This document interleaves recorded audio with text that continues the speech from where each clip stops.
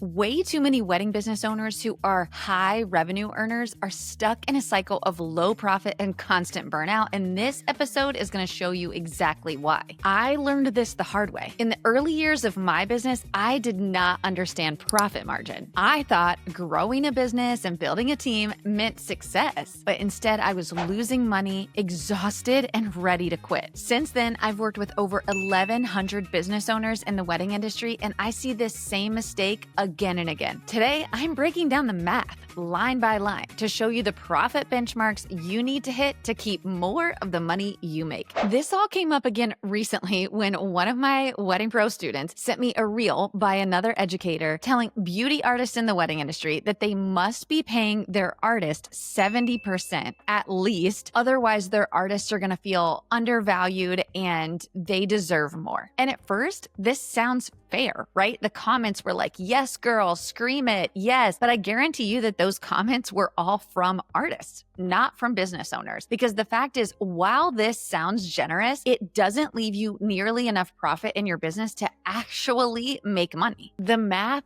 simply doesn't math. When you actually break it down, this is why so many business owners look successful from the outside, but actually have zero left in the bank account at the end of every single month. And here's the thing, this is not about shaming anyone. This episode is not to say that there's shame in it. This episode is simply to show you the math, because this is not a subjective statement. This is not like, I prefer dogs over cats. This is a completely objective take, and math doesn't lie. The numbers don't lie, which is why I love so much making business decisions from actual numbers, from actual data. So let's get into it. Let's run the numbers on that 70% example from this reel in particular. So let's say that the client is paying $1,000 for easy math. So that means that the artist right off the top gets $700.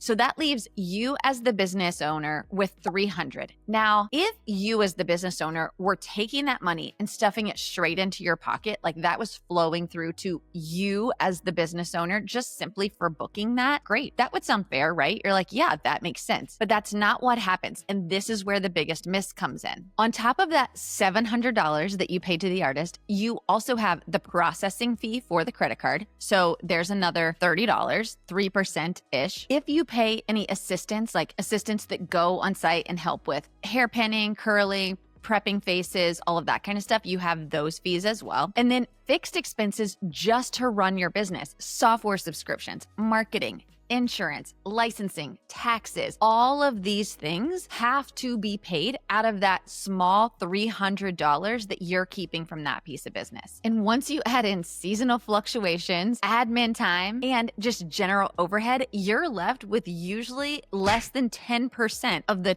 total price that you charge to that client. So out of that $1,000 that you charge to the client, you maybe are profiting $100 from that piece of business. Now, I don't know about you, but my time is worth way more than $100. That's pennies for the risk that you carry as the business. You're managing clients, building systems, marketing your business. And at the end of the day, you're making almost nothing. That is why you feel exhausted and broke even when you're fully booked. The reason this miss is so prevalent in the wedding industry is because you as the business owner do not consider your time to be valuable. Now, I know we can all say in hyperbole, yes, you're worth it, your time is so valuable, but the reality is you don't actually value it when you run your business this way, because you as the business owner have so much time that it takes you to build your reputation, to build the partnerships, to network, to be on social media, to book the client, to deal with the client, to schedule their trial, to handle all of the things that you handle to just make the business run. And so when we give that 70%, the bulk of that client fee to the artist, and all they have to do is literally show up, do the service, and go, y'all,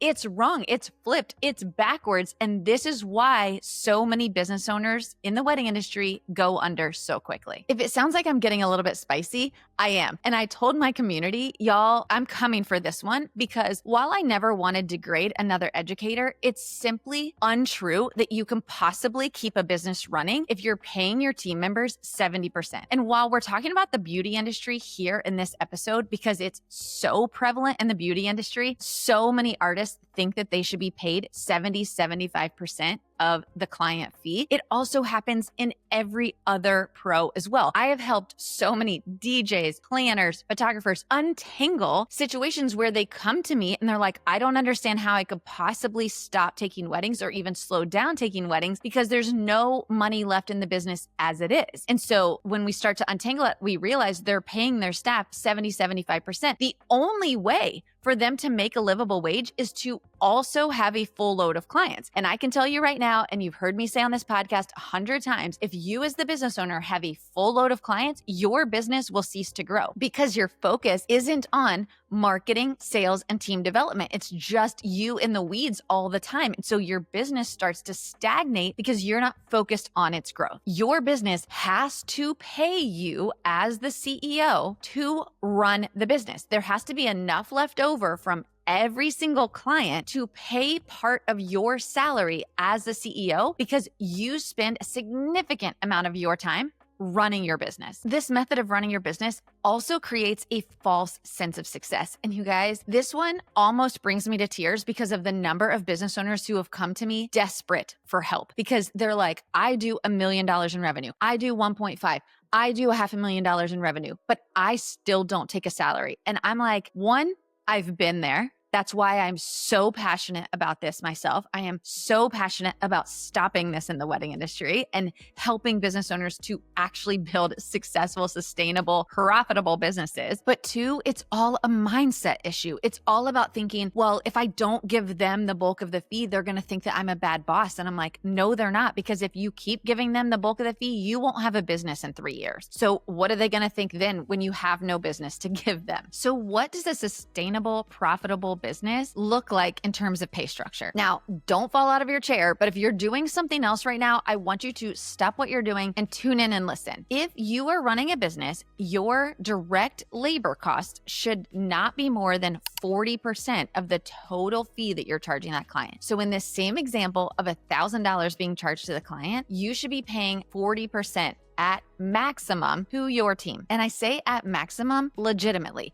because you should be starting team members out based on experience at 30%, slowly growing them into 35%, and your most senior people being somewhere closer to 40%. Now, we work this out whether you're paying them on commission, whether you're paying them hourly, or whether you're paying them salary. Inside of our program, we work with our business owners to calculate what that 40% would be, no matter how you're paying them, because we do not want your labor cost to creep up to be more than 40%. At this margin, with labor being 40%, that leaves you, after all of your other costs, about 20 to 30% in net profit to be able to pay yourself for running the business and to reinvest in the growth of your business. And that's the key here. We don't want a business that looks successful but is driving you into the ground like the one I owned 10 years ago that I wanted to burn down with a set of matches. We're not building that. We're building a business that looks like you taking a livable wage, you taking a handful of weddings, you investing in your team, you investing in your marketing, you investing in your sales. That's what a sustainable business looks like. That's what a healthy business looks like. And that's when you become the market leader in your industry. That's how you become part of the 1% that's successful in this industry. When you understand profit margin and you understand your role in the business is better served growing and scaling the business than having a full client load. If you're feeling like the economy is causing you to constantly get ghosted and need to consistently drop your prices just to get bookings, I have some news for you. It's not the economy, it's your sales strategy. And I'm here to help you fix it. I created a brand new free training where I'm going to share the exact strategy I use and I teach to thousands of wedding pros who have been able to double their wedding bookings in less than 30 days using this strategy. It's called the Assume Method, and if you're not using it, you're leaving thousands of dollars on the table. This isn't just another fluffy course. This is raw, actionable CEO level strategy. Whether you're new, struggling, or ready to hit your next 6 figures, this training will change the game for your business. But don't wait, because the top 1% of wedding pros aren't just good at their craft, they're good at running their business. And if you're ready to join them, I'll see you in the training. So what do you do if you're stuck in this situation? And I'll tell you exactly what we do with our students. So obviously you're not going to just go to your team members and be like, hey, I know I pay you 70% now, but I'm dropping that down to 40. You can't do that. They're going to leave. They should leave. You shouldn't do that. So what I walk through with my students when they come in with this situation, the first thing we do is say, let's take an assessment of your team. Who on your team are you like, I have to keep them. They're worth every penny I pay them. They are my right hand, the person who's going to help me grow. I love them. I have to keep them, right? So we mark them and we say they're untouchable. We're leaving their percentage at what it is. And then I guarantee you there are people on your team that you're like, if they left, I honestly wouldn't care. Like they're fine and they do a fine job, but I could replace them easily. Those are the people we're going to go to. And we are going to say, hey, we're restructuring the way that we're handling our payments, and just tell them it's a reset.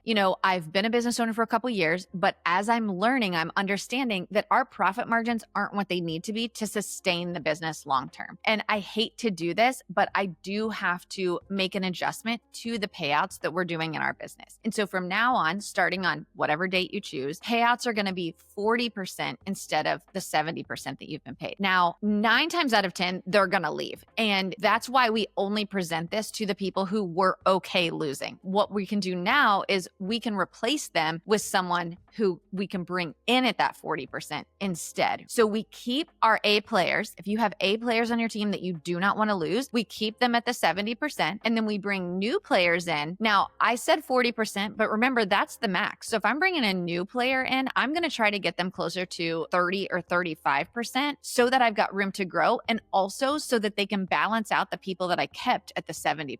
So I have people that are now coming in at 30, 35, and I still have a few people at 70. The likeliness, though, is that you're only keeping, depending on how big your team is, a very small percentage of people that you're just like, I don't care. I will continue to pay them the 70% till they want to leave because they're worth it. And then everyone else you're going to bring in at the lower amount, and it'll start to even out so that you're getting somewhere closer to like a total 50% payout, which is at least better than the 70% that you're running right now. So when we're working with business owners inside of our program and we can walk step by step through this with them, that's exactly how we do it. Now, there's a couple other ways if you're like, this freaks me out, like I don't want to lose half of my team. I will tell you it's worth it in the end. It always is painful right when you do it because you're like, this is what I did in my business, by the way. I blew up my business and I was like, I have to restructure the entire thing. And I decided who was like a non-negotiable, I needed to keep them. And then everyone else we presented it to. And there was, I think, one that actually did end up staying and was like, I still want to be here. And she grew with the company. But everyone else was like,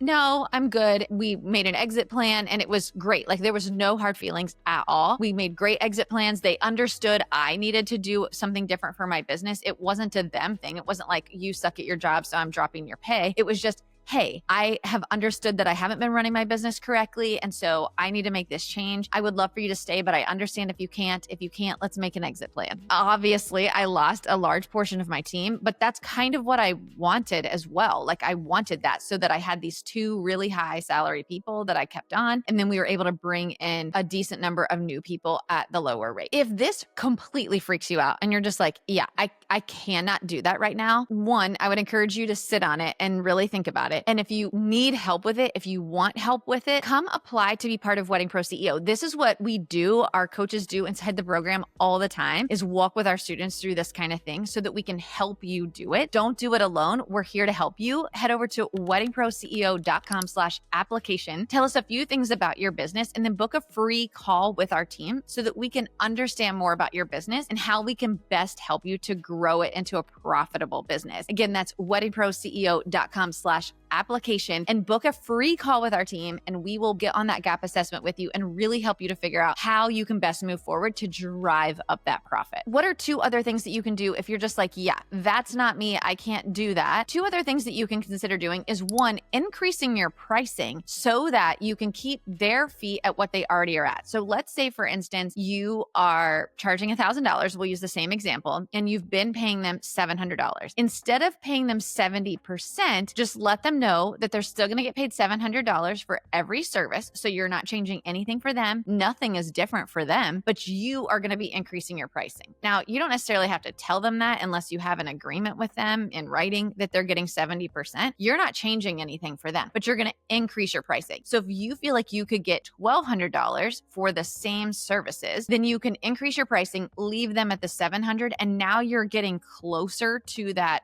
better profit margin. So if you think that that your market can sustain increased pricing, take the amount they were already making, make it a flat fee that doesn't change, and then increase that pricing so that you increase your profit margin. So that's another way that you can do this. And then the last way is to add upsells just to simply increase the profitability or the average ticket of each of your clients. So especially in the beauty industry, you can add upsells like lashes, airbrush, there's lots of different things that you can add on. And I would encourage you to really consider that maybe you're going to give your artist a much smaller percentage of those add-ons, because obviously we're doing those add-ons to increase the profitability. So this one I think is a little bit trickier because every add-on you make, the artist has to do more work. So they're going to expect their same percentage. So rarely in the beauty industry does this actually help. It's usually, I see that this is something that can be done a little bit easier in the DJ industry, the planning industry, because let's say, for instance, DJ can add on uplighting around the room or add on a photo booth, really things that doesn't affect the DJ that much, but they can increase the average ticket of that client and really help to offset the profit margin there. Also with planners, there's different things that you can add on that really, like rentals, right? You can add on stationery, you can add on chargers, you can add on votives. There's lots of different things that you could add on to drive up the profitability of that client, but without having to increase the amount that you'd pay to your team member. Here's what I want you to know. Your team deserves to be paid fairly. They do. I don't want you to hear this episode and go, oh my gosh, Brandy just pays her team pennies and expects them to work all night long. That's not the case at all. What I want you to understand is I want you to reframe your mindset and understand that you also deserve to be paid for the things that you do for your business that no one actually sees, right? But the business would cease to exist if you stopped doing them. You have to be paid for those things. You carry the risk, the overhead, the marketing, the client acquisition, and the leadership. If the math doesn't work for you, the whole business fails for everyone. The reality is, if your business can't pay you unless you physically attend an event, you don't have a business, you have a job. You don't own a business, you own a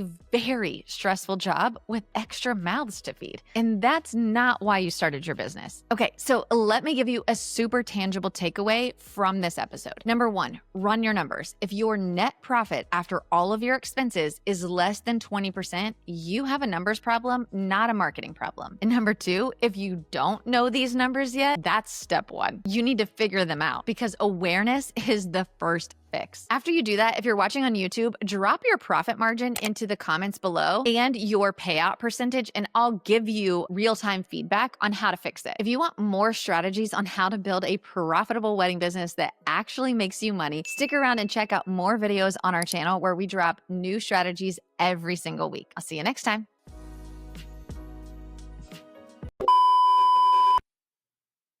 Hang on, I'm doing some social media posts. Okay. Profit. Hang on. Tell you no. Since then, I've